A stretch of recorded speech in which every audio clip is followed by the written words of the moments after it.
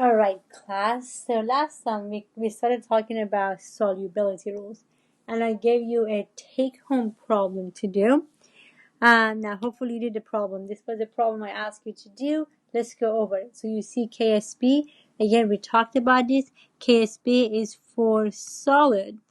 That when you look at the solubility rules, they're not soluble in water, right? So we teach you in Chem 1A, there's some salts like magnesium hydroxide. We look at the solubility rule and they are not soluble in water, but we'll lie to you just a little bit because everything has some solubility in water to some degree. It may not be a lot, but to some degree it will have a solubility. And for those solids, I can write an equilibrium. So magnesium hydroxide, you look at the periodic solubility rules. It says insoluble, then I know it could be slightly soluble in water. I'm going to write an equilibrium. Magnesium hydroxide would break up into magnesium plus 2 and 2 OH minus. So it would break up into ions. So write down the equilibrium every time and then write down the KSP expression every time. Magnesium ion concentration times the concentration of hydroxide to the power of 2. And because magnesium hydroxide is a solid, is not included in the KSP expression. Then we go, okay, as the magnesium hydroxide dissolves in water, you form Mg plus 2 and then 2 hydroxide, so X and 2X. Do this every time and then you can start finding out what the question is asking you to do. Now in this question, what the question is asking me to do is asking me to figure out what is KSP. I don't have the KSP. They ask you for KSP. Okay. Now the only piece of information that this question is giving me is giving me the pH. Now here's the thing. So the pH is 10.49. If I look at this question, I'm going to say, you know what? The pH can't do much good for me in this one. But what could be useful? What could be useful is pOH. So if I go 14 minus 10.49, what I end up getting is 3.51. That's pOH. And that is pretty useful. Why is that useful? Because pOH will give you the hydroxide concentration. So they said, okay, so then the pOH is going to equal minus log of hydroxide concentration. Now, I have the pOH. So then I have the pOH, which is 3.51 minus log of X. So far, so good. Now, if I solve for X, what I end up getting for X is 3.09 times 10 to the minus 4. Now, what is this? This is my hydroxide concentration. So they tell me a pH, which I can figure out from that what is my hydroxide concentration. I can figure out pOH, which is minus log of the hydroxide concentration. So now I have my hydroxide concentration, which is great.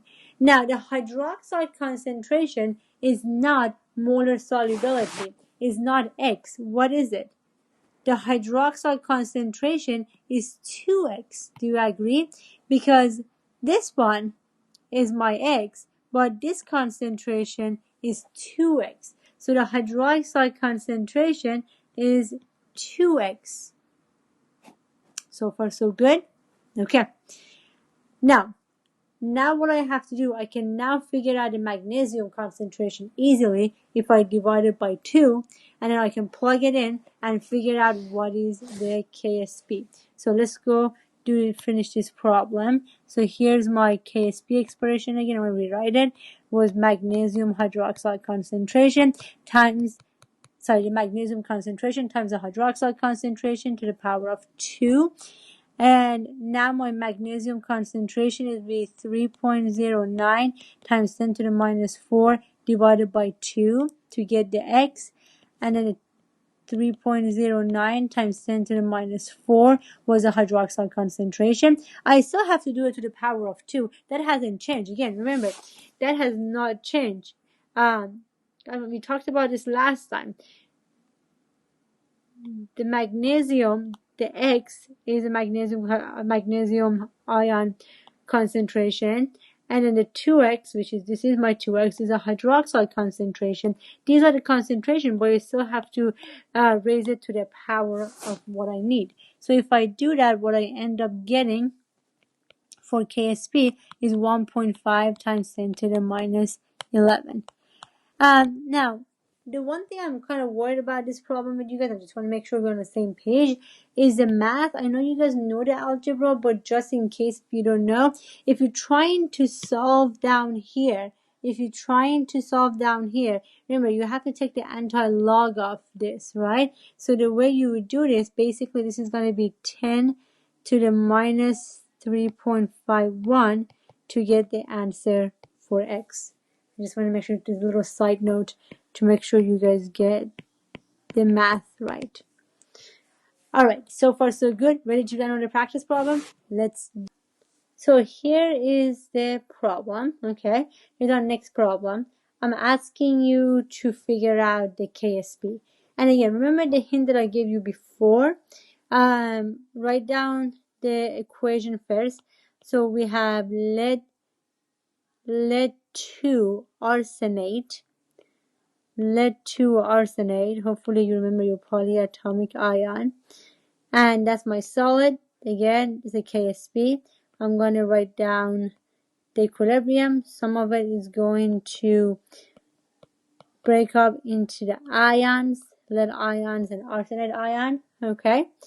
Now again, remember what we talked about before. Write down the KSP expression. That should be the same. You should always do this. No question about it.